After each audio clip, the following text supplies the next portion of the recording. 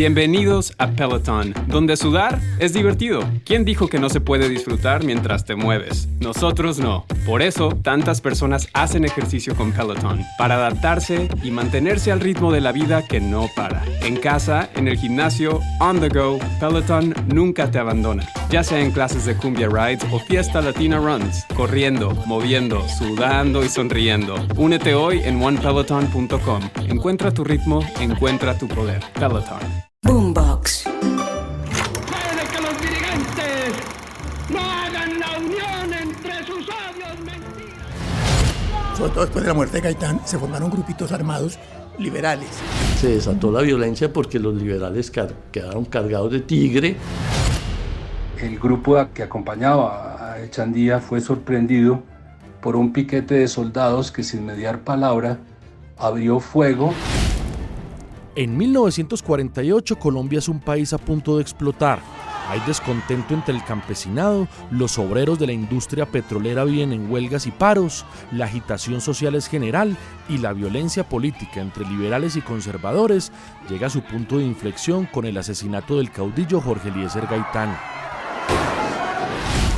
El magnicidio desata una oleada de violencia política sin precedentes que deriva en la conformación de grupos de autodefensa liberal y focos de insurrección en distintos lugares del país.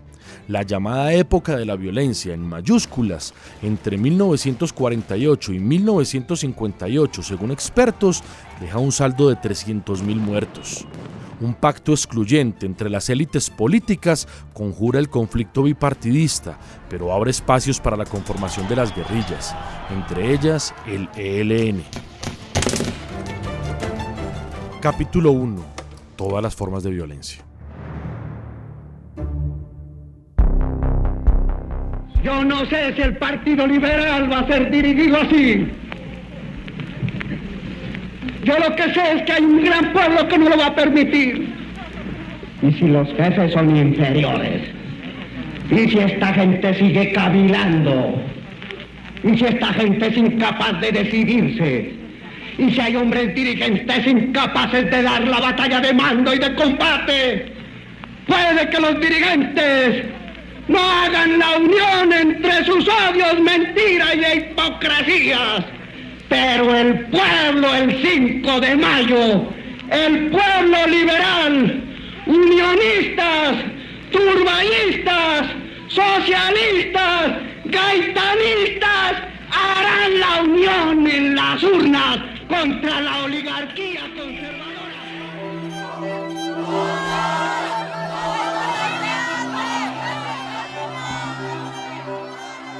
Bogotá, 5 de abril de 1948.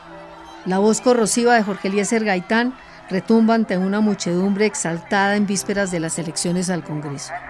El caudillo liberal encarna la voz y las ilusiones de un pueblo marginado y pobre que se siente desoído por la dirigencia política. Yo lo que sé es que hay un gran pueblo que no lo va a permitir. Colombia arrastra entonces una herencia de violencia y guerras civiles inconclusas que persiste en el incontable número de muertos. Gaitán quiere recuperar el poder para su partido, derrotado 2 años antes por los conservadores en cabeza de Mariano Ospina Pérez.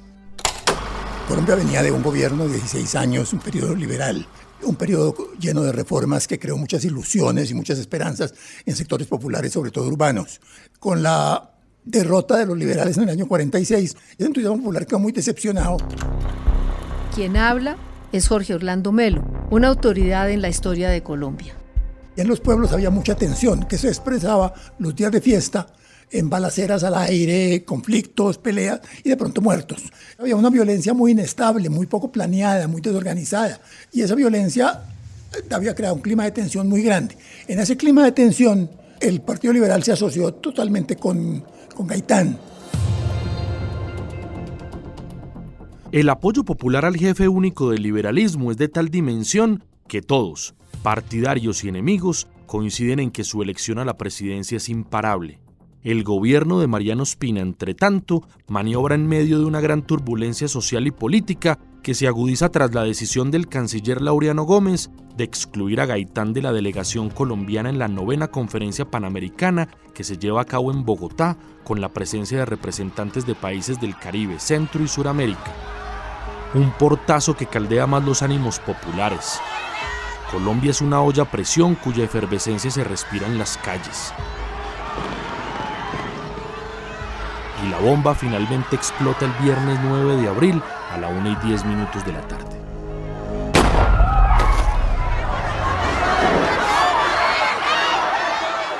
Gaitán cae desplomado a pocos metros de su oficina en la carrera séptima con Avenida Jiménez, en pleno centro de la capital. El magnicidio da origen a la mayor revuelta popular en la historia de Colombia. El político liberal Abelardo Forero Benavides evoca las memorias de esa orgía de violencia colectiva y el linchamiento del asesino en un especial periodístico producido por la HJCK. De repente, en la plaza vacía, poblada de un silencio impávido como el ambiente que rodea el cuerpo de un ahorcado, aparece un grupo de energúmenos con las caras contraídas, embadurnadas con la ira. Lanzan gritos incoherentes, gesticulan con frenesí, arrastran el cuerpo de un hombre por el pavimento. ¿Qué ha hecho este hombre que sus semejantes tratan tan impíamente como un ruin harapo de la muerte? ¿Por qué es pisoteado con furia como una bestia acribillada y se ensaña en él la multitud convertida en tigre? Es el asesino de Jorge Eliezer Gaitán, un hombre anónimo del pueblo que nadie sabe cómo se llama y al cual bautizó después la sombría celebridad con el nombre de Juan Roa Sierra. El pueblo enfurecido y lastimado, armado de machetes y herramientas y ayudado por policías sublevados, asalta los almacenes que encuentra a su paso. Una borrachera de odio se desboca. 136 edificios públicos y privados son incendiados. El Capitolio, los ministerios de Gobierno, Justicia y Educación, la Cancillería, la Procuraduría, el Palacio Arzobispal y la sede del Siglo, el periódico de Laureano Gómez, el más radical de los líderes conservadores. Pelotones de soldados disparan contra la gente enardecida. La noticia del crimen se riega como pólvora mientras los presos se fugan de las cárceles. La muchedumbre herida exige la renuncia del presidente Mariano Ospina y acusa al Partido Conservador del asesinato, sobre todo a Laureano Gómez, que deja el cargo y viaja a España. Bogotá está en llamas. Liberales gaitanistas se toman la Radio Nacional. Por motivo de la irreparable desaparición del más ilustre hombre de Colombia, doctor Jorge Eliezer Gaitán, finalmente debe desencadenarse una revolución sin par en la historia del país. Aquí nos apoderamos de la radiodifusora nacional y de las principales secciones del gobierno. Un enorme pelotón del ejército y de la policía nos custodia. Apodérense del gobierno sin temor para derrocar este infame gobierno. Apodérense del poder y del Partido Liberal. A la carga, a la carga, a la carga. En medio de la exaltación, desde emisoras clandestinas invitan a tomar las armas y a vengar al caudillo.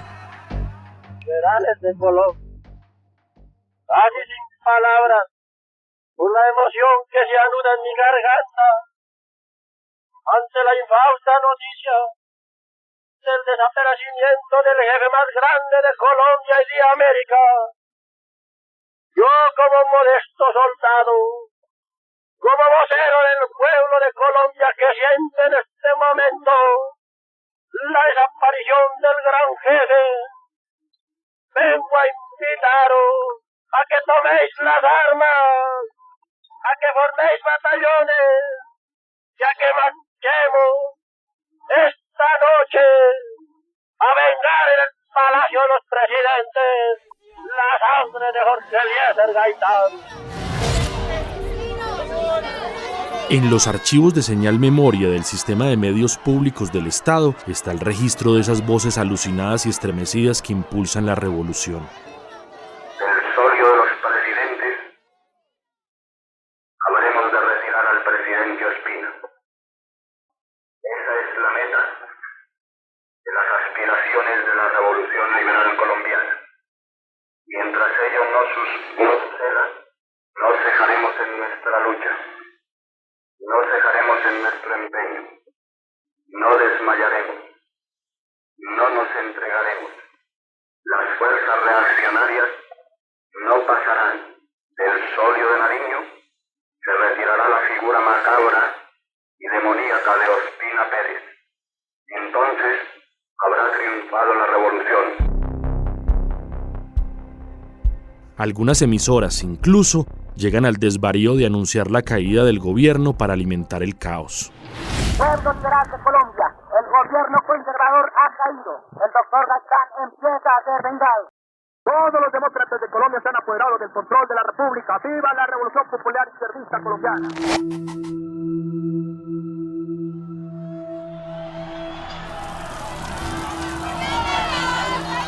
Tras la resaca de aquel viernes en llamas, la embajada norteamericana, siempre bien informada, calcula en 500 los muertos y en 1000 los heridos. Números apenas para dimensionar los coletazos de semejante extravío en una ciudad que no pasa del 500.000 de habitantes. El frenesí de furias desatadas y el duelo nacional hace imposible llevar la cuenta precisa de los caídos. Sobre la autoría intelectual del asesinato de Gaitán, el historiador Melo dice lo siguiente. Esa muerte se la atribuyeron los conservadores a los liberales, y a los comunistas, y los liberales a los conservadores. Pero realmente ninguno de los dos parecía estar preparado para lo que pasó. No da la impresión de que ni liberales ni conservadores hubieran podido estar planeando la muerte de Gaitán como un plan político, porque lo que ocurrió inmediatamente fue totalmente desorganizado, sin ninguna planeación. Además del levantamiento popular en Bogotá, la muerte del jefe liberal origina la subversión del orden institucional en numerosos municipios del país. Las revueltas espontáneas llegan a tal punto que hay policías al servicio de la insurrección popular, jueces que incitan a la rebelión, sacerdotes ajusticiados, presos que fusilan a sus guardianes y campesinos que invaden las haciendas de sus patronos. Quizá el levantamiento más organizado ocurre en Santander, corazón de la explotación petrolera. El más notable fue probablemente Barranca Bermeja, donde había una tradición de sindicalismo, de organización obrera, y los dirigentes de obreros del abuso y algunos dirigentes campesinos formaron una especie de junta de gobierno, y eso se llamó la Comuna de Barranca. Duró 10 o 15 días, no duró mucho más. El 19 realmente aceptaron disolverla, pero era una junta que expresaba la idea de que el pueblo se había tomado el poder contra el gobierno de Ospina. Mientras en la provincia el llamado revolucionario tiene ecos profundos, como en Barrancabermeja e Ibagué, en Bogotá todo termina muy pronto. En la madrugada del 10 de abril, el presidente Mariano Ospina, acorralado, accede a pactar un acuerdo con los jefes liberales que incluye la participación de ese partido en el gobierno. La intención es frenar cuanto antes los brotes de violencia y conjugar la crisis política y social. La Colombia de 1948 es un país esencialmente rural. El 70% de la población es campesina y la mitad analfabeta. Y es ese pueblo campesino y obrero el que representaba a Gaitán. Para bien o para mal, Colombia no volverá a ser la misma. En un discurso ante el Congreso 3 meses después, el presidente Mariano Ospina Pérez reivindica el papel del ejército en la recuperación del orden institucional. El gobierno, durante aquellos trágicos sucesos en que corrió serio peligro la ciudad capital y estuvo amenazada la vida de los delegados a la 9ª Conferencia Internacional Americana, que eran nuestros huéspedes de honor en aquellos instantes, y en frente a la defección inexplicable de las fuerzas de policía encargadas de velar por la seguridad pública y el mantenimiento del orden, logró impedir, con el leal concurso y ayuda del Ejército Nacional, que la República se precipitara a un franco estado de anarquía y de revuelta. No hay anarquía, pero tampoco paz. Entonces, los acuerdos entre la dirigencia liberal y el presidente están rotos porque gobernadores y alcaldes conservadores se niegan a nombrar funcionarios liberales.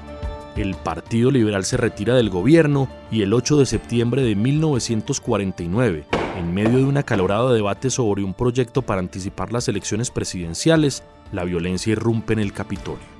En el Congreso había muchos discursos muy incendiarios, muy bravos, muy contra el otro, contra el liberal o contra el conservador, y a veces había más gente que estaba borracha entre los parlamentarios y llevaban armas. Dos representantes, el de un representante Castillo y un representante Jiménez, uno conservador y uno liberal de Santander, acabaron insultándose y eso terminó en que sacaron armas y dispararon.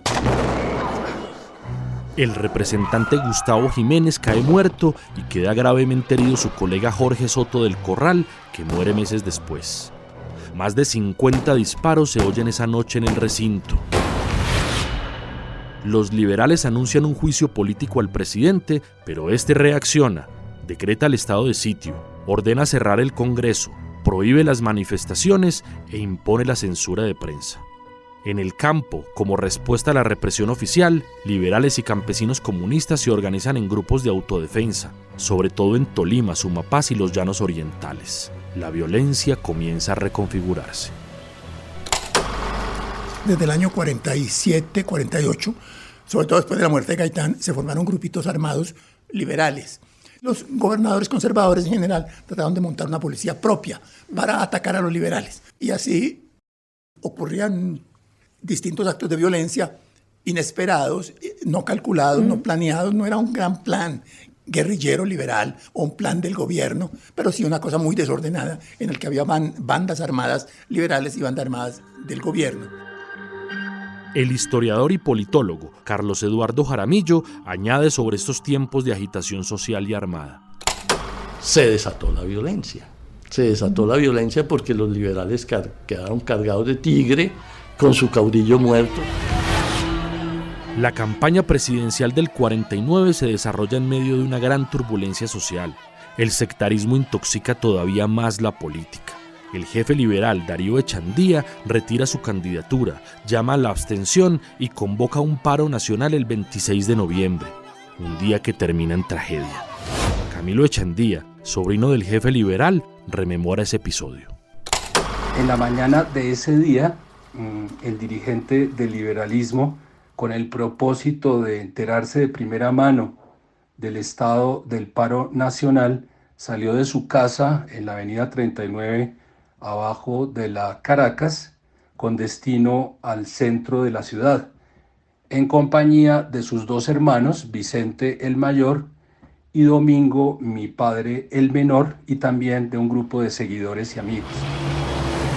A su paso por la carrera 13 frente a las instalaciones de la fábrica de Bavaria, el grupo que acompañaba a Echandía fue sorprendido por un piquete de soldados que, sin mediar palabra, abrió fuego desde la plazoleta de San Martín, impactando a Vicente y a 3 personas más.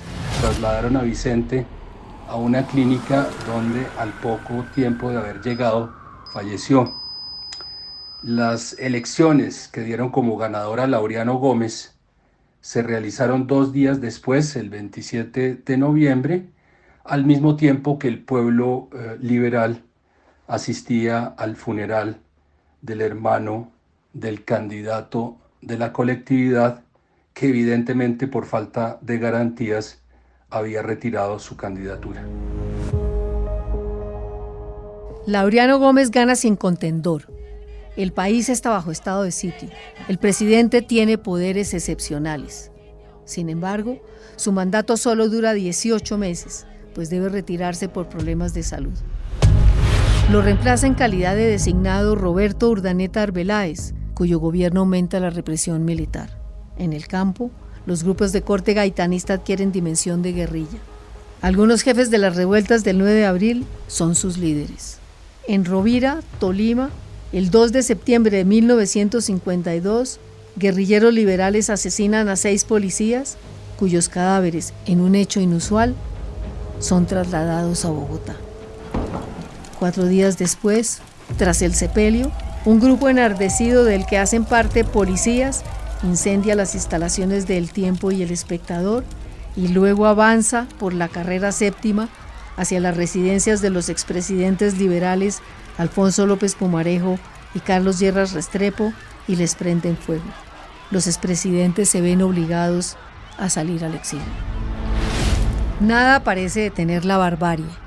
La legitimidad del Estado y sus instituciones está fracturada, mientras la violencia de pájaros y chulavitas no da tregua y las guerrillas cobran protagonismo. De nuevo, un pacto entre las élites políticas y empresariales y la Iglesia busca parar la sangría. En ese pantano de pasiones políticas, ajustes de cuentas y terror generalizado, el 13 de junio de 1953, el comandante del ejército, el teniente general Gustavo Rojas Pinilla, asume el poder y así lo anuncia de viva voz a través de la Radio Nacional. No más declaraciones a nombre de ningún partido político. No más rencillas entre hijos de la misma Colombia inmortal. Paz, derecho, libertad. Las Fuerzas Armadas estarán en el poder mientras se organizan las días para realizar unas elecciones puras. Las intimidades de ese ajedrez político las explica el historiador Melo.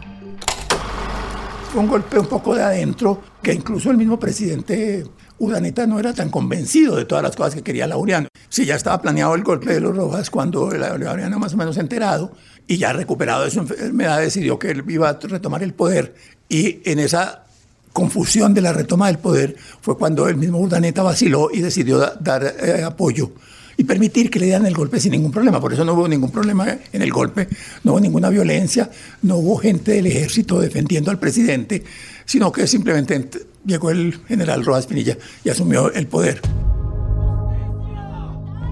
4 meses después, en octubre de 1953, en un intento por desactivar las guerrillas liberales y comunistas, que suman ya cerca de 1.500 combatientes, el general Rojas Pinilla busca una salida política mediante un decreto que firma en Palacio y que lee por la Radiodifusora Nacional. Por el cual se concede amnistía e indulto por los delitos políticos cometidos hasta la fecha, dado una rebaja de pena. Se entiende por delitos políticos todos aquellos cometidos por nacionales colombianos cuyo móvil haya sido el ataque al gobierno. No todos los guerrilleros se entregan. La desconfianza es la regla. Muchos conjeturan que se trata de un nuevo engaño. Algunos de los que aceptan la amnistía deciden conservar las armas, como lo revela el historiador Melo. Muchos de los que se entregaron o de los que firmaron la paz no entregaron las armas. Y el gobierno comenzó otra vez a pensar en cómo frenaba a los guerrilleros. Y sobre todo en el año 54, con el apoyo de los Estados Unidos, que estaban muy interesados en la guerra contra el comunismo, empezaron a desarrollar técnicas contra las guerrillas que parecían más comunistas. La inclinación autoritaria del general Rojas se hace cada vez más evidente. La agitación social persiste.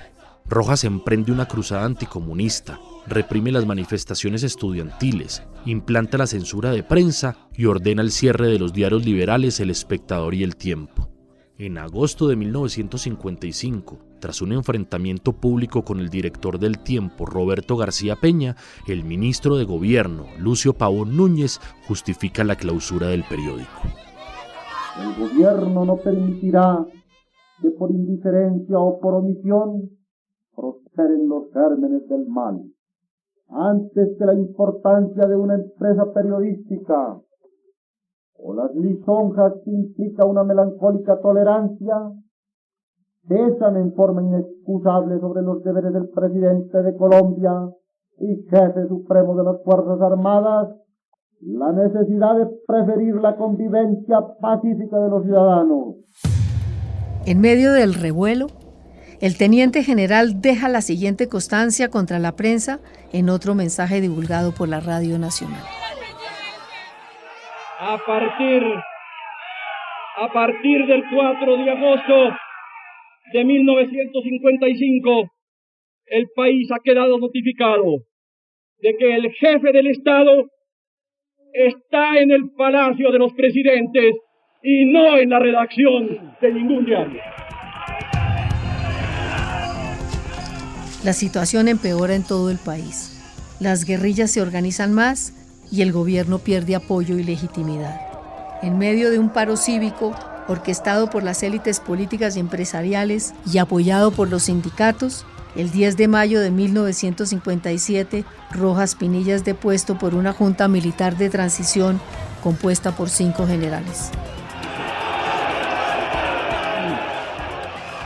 Caída la dictadura de Rojas, Alberto Lleras, jefe del Partido Liberal, y el conservador Laureano Gómez, exiliado en España, logran un acuerdo para un gobierno conjunto con paridad en la administración. El 29 de julio de 1957, Lleras Camargo anuncia el llamado Pacto de Sitges, antesala del Frente Nacional, que carga sobre sus espaldas, según historiadores e investigadores, la herencia de 300.000 muertos. No fue erróneo el cálculo, porque el acuerdo derrocó la tiranía y como logro de vital importancia pudo reconquistarse la libertad de prensa. Con ella el país disfruta hoy del esencial derecho de manifestar su opinión. Sería insensato que al acudir por el sufragio a la fuente del poder, el pueblo, se reabriera inmediatamente la lucha por el predominio entre conservadores y liberales. Las elecciones, ya inaplazables, deberían precederse de disposiciones que permitan mantener un gobierno o una sucesión de gobiernos de coalición amplia de los partidos, hasta tanto que las instituciones afianzadas por el decidido respaldo de los ciudadanos tengan fuerza bastante para que la lucha cívica se ejercite sin temor a los golpes de Estado.